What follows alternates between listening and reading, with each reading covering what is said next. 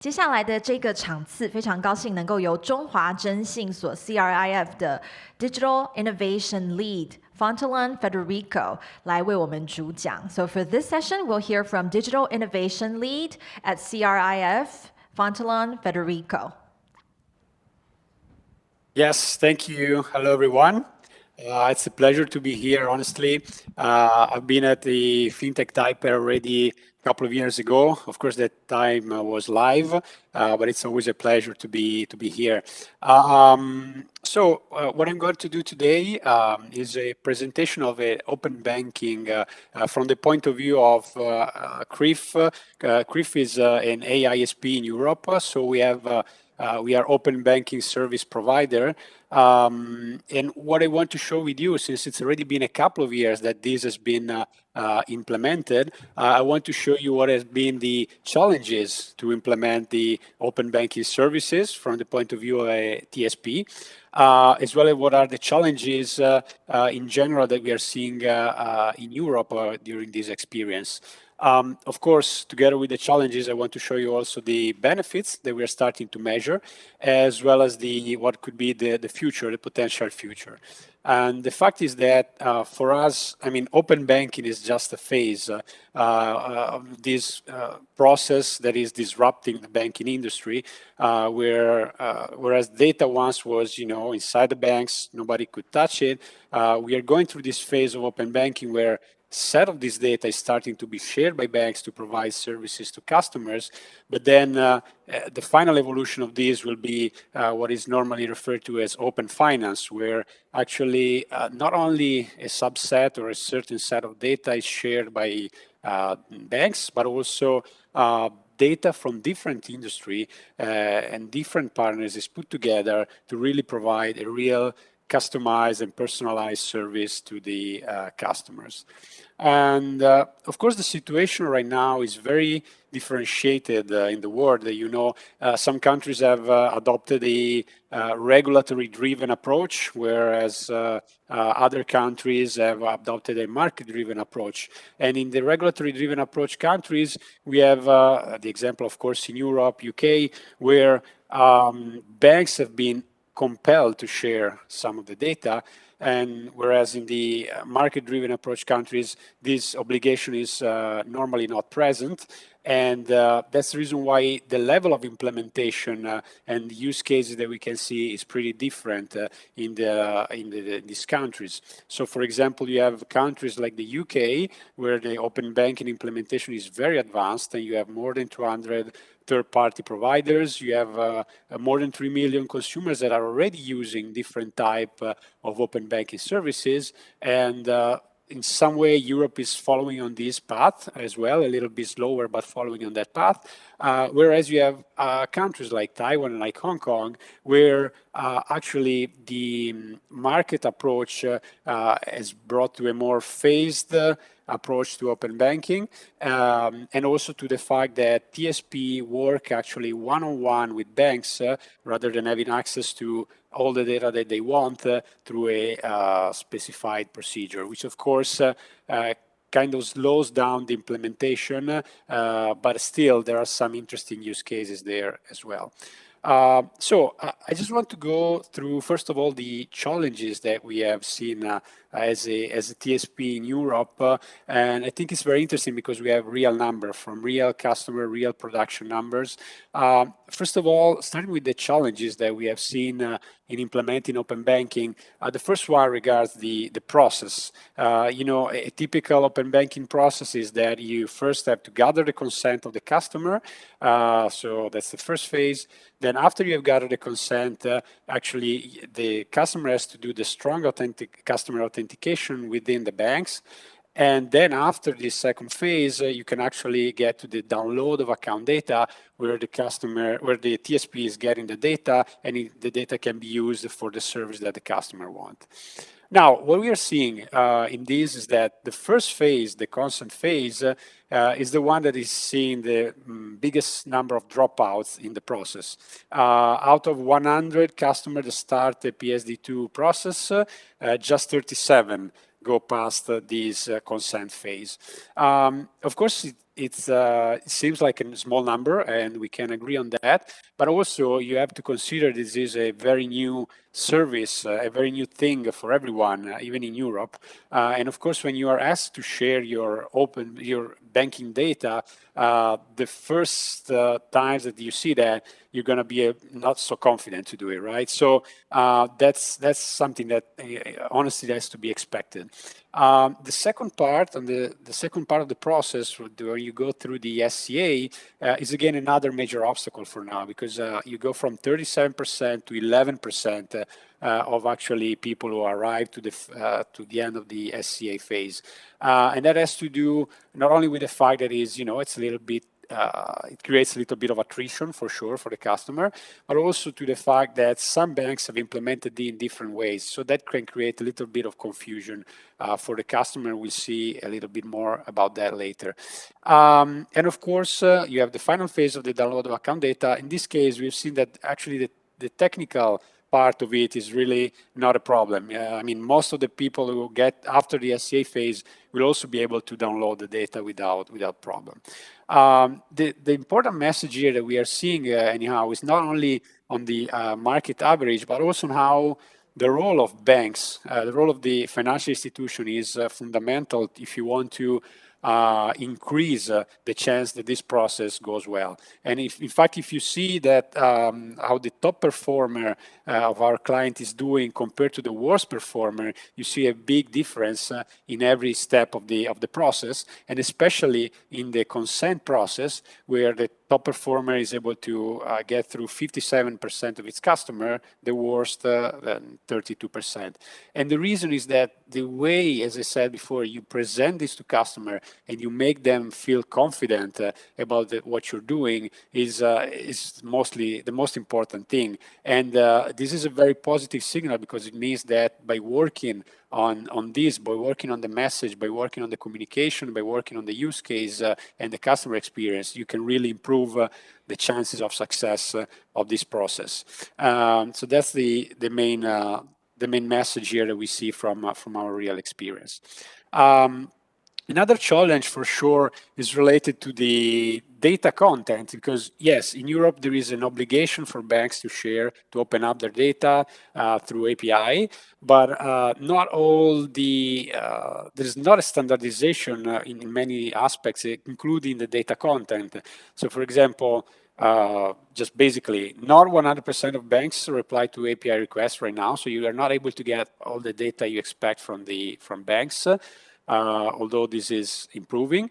And for example, you see here, not all banks share the same set of data. So if you ask for the transaction history of a customer, for most of the banks, you will get one or more year of data, but there's still a relevant group of banks where you will get much less than that. And of course, depending on the use case that you need the data for, that can have a big impact, because if you need to create a relevant credit history or a credit risk score based on that, you need as much history as possible. Another challenge that we're seeing is on the experience, the customer experience that the customers are having, because the banks, as I said, they have implemented in details and in procedure different things. So for example, the redirect during the strong customer authentication process can be very simple, and some banks, the best performers that I showed you before, are doing it very good. Some have, for some reason, implemented multiple redirects, which they cause unnecessary attrition, of course, for the customers. Some banks, for the payment initiation APIs, they've not provided a pre-check fund availability on their side, so that can cause misalignment between what the API gets and the real backend payment process.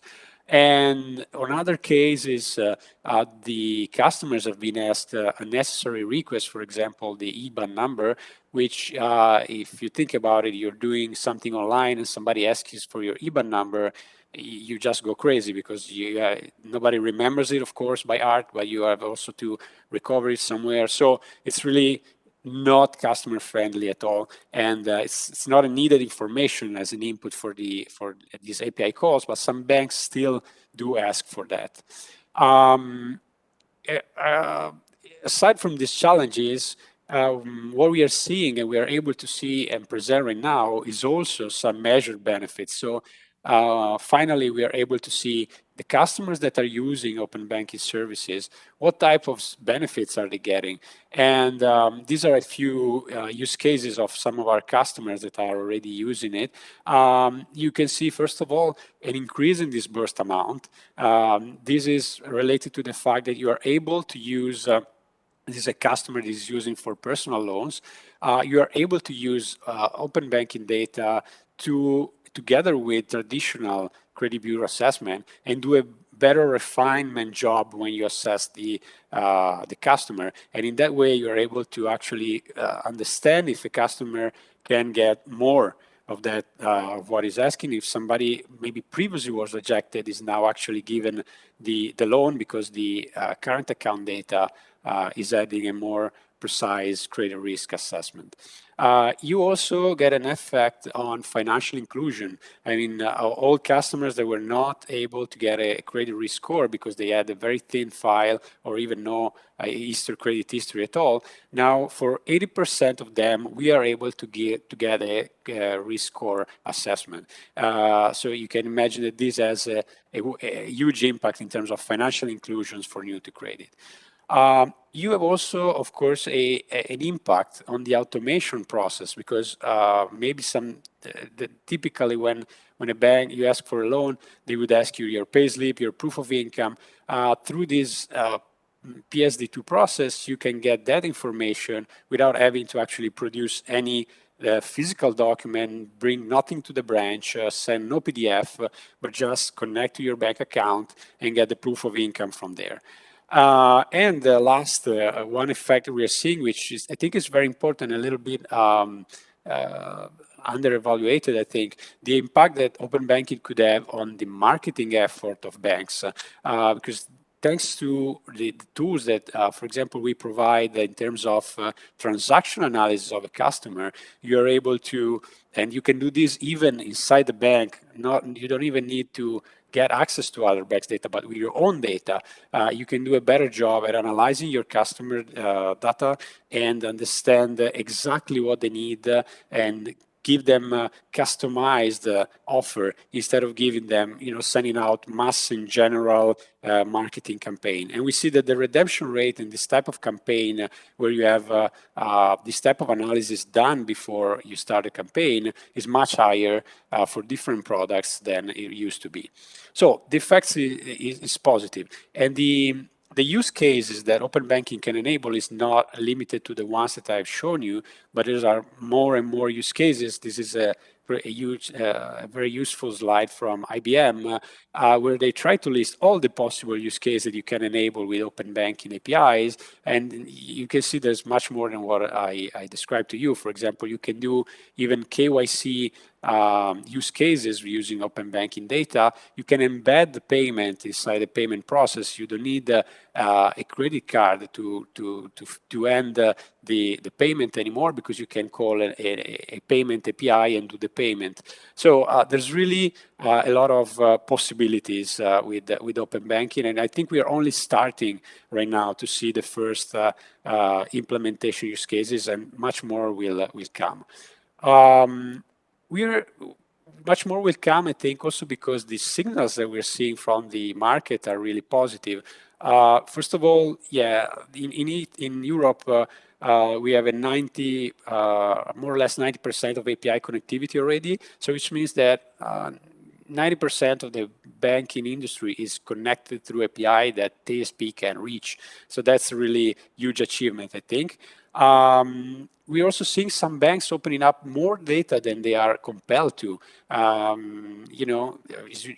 for PSD2, banks have an obligation to share a certain set of data regarding current accounts especially, but now we see that some banks are opening up APIs even regarding credit cards, saving accounts, investment accounts, and they're doing it because they see the benefit of it, not because they are compelled to. So that's a really important signal. And of course, executive strategies, according to different surveys, Accenture, The Economist, and so on, we see that the open banking strategy, open banking API strategies are among the most important strategies that the banking industry wants to implement in the next years. So against the signals that we're going through, an additional increase of open banking services and open finance services is really strong.